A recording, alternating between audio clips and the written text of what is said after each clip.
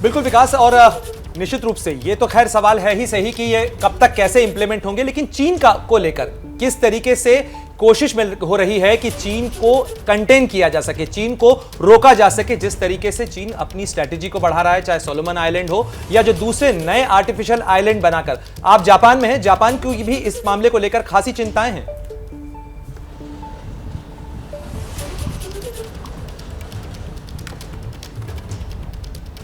जी हाँ, बिल्कुल प्रणय। देखिए, जापान की खासी चिंता है। पूरा जो साउथ चाइना सी है वहाँ पर ज़बरदस्त विवाद रहता है, और आपको पता है कि चीन की जो दादागिरी है इस पूरे क्षेत्र में ज़बरदस्त चलती है। न केवल उसके मछुआरे तक दूसरे देशों की अंतर्राष्ट्रीय सीमा में जाकर मछलियों का शिकार करते हैं, और ये शिकार जो है वो ऐसा लगता होगा, भारतीय परिप्रेक्ष्य में बात की जाए, कि 2-4 लोग एक नाव में सवार होके गए और कुछ मछलियाँ मार लाएँ। ये वैसा नहीं है। यहाँ पर व्यावसायिक स्तर पर मछलियों का मछली पालन होता, मछली को मारा जाता है, और बड़े बड़े शिप जाते हैं जो टनों मछली लेकर आते हैं। और न केवल उन उन देशों में जिनकी अंतर्राष्ट्रीय समुद्री सीमा में प्रवेश करके लाया जाता है उनको आर्थिक नुकसान पहुंचता है, बल्कि उसकी संप्रभुता को भी सीधे तौर पर चीन धमकाता है, धमकी देता है, उसको धक्का देता है। और इस केवल ये तो एक दो वो बातें हैं जो दिखाई देती हैं, सुनाई देती हैं, लेकिन उसके अतिरिक्त चीन इस पूरे प्रशांत हिंद महासागर क्षेत्र में अपनी ज़बरदस्त दादागिरी कर रहा है। भारत को भी वो अंतर्राष्ट्रीय सीमा पर धमकाता रहता है। भारत लगातार उसकी धमकी का जवाब देता है। आज तक अब चीन हिम्मत नहीं जुटा पा रहा है कि वो भारत में दखल दे पाए, लेकिन छोटे छोटे देश हैं जहाँ पर वो लगातार इस तरह का प्रयोग कर रहा है अपनी दादागिरी का। और भारत की जिम्मेदारी, अमेरिका, जापान, ऑस्ट्रेलिया की जिम्मेदारी ये बेहद अहम हो जाती है, क्योंकि ये चारों देश चीन की दादागिरी से प्रभावित हैं। देखिए, सीधे तौर पर तो चीन की सीमा भारत से लगती है, लेकिन तमाम जो व्यावसायिक हित हैं वो जापान के, अमेरिका के, ऑस्ट्रेलिया के जुड़े हुए हैं। आपको पता है कि ऑस्ट्रेलिया में चीनियों का व्यावसायिक दबदबा इतना ज़्यादा हो गया है कि ऑस्ट्रेलिया भी इस बात से बेहद परेशान है। बड़ी तादाद में चीनी, क्योंकि उनकी करेंसी और ऑस्ट्रेलियन करेंसी का लगभग कीमत बराबर है, इसलिए वहाँ से अपने असेट्स बेच कर ऑस्ट्रेलिया में बस गए हैं, और बड़े शहरों के बड़े बाज़ारों पर और बड़े कंपनियों पर अब उनका कब्जा है। तो जाहिर तौर पर व्यावसायिक हित, देश के सुरक्षा पहलू, इन सब पर बहुत ज़्यादा जोर है। और जापान का खास तौर पर, क्योंकि जापान सीधे तौर पर जो साउथ चाइना सी है उसके विवाद से प्रभावित है।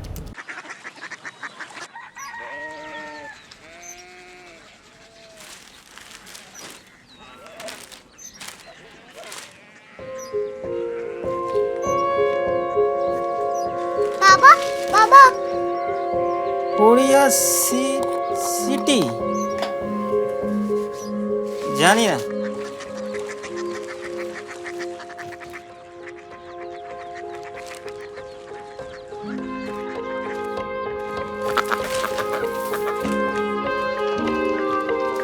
Korea city? हाँ।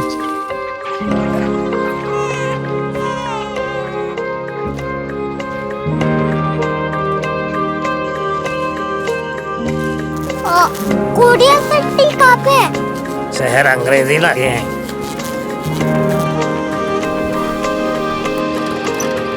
Korea city.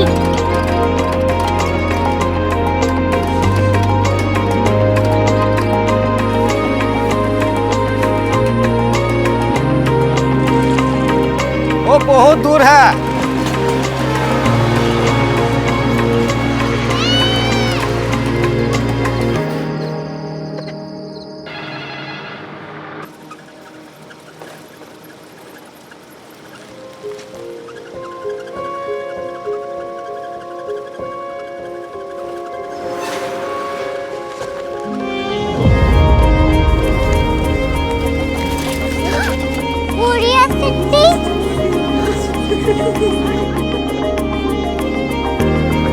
दुनिया कुछ लोग बड़े होते हैं। कोरिया सिटी कहाँ है? प्रोफेसर साहब को पता होगा।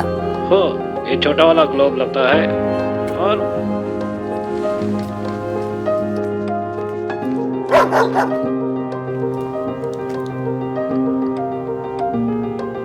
पता नहीं, मेरी बेटी से जाके मिल लो, शायद उसे मालूम हो।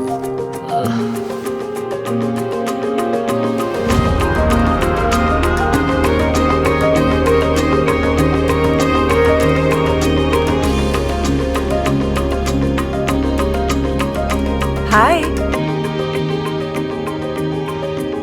बाबा ने भेजा है। Come here. Korea city. Korea city नहीं, क्यूरियोसिटी। वो क्या? That's what brought you here?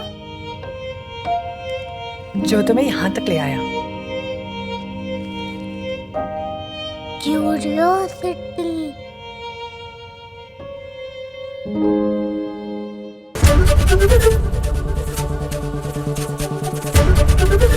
ABP news आपको रखे आगे।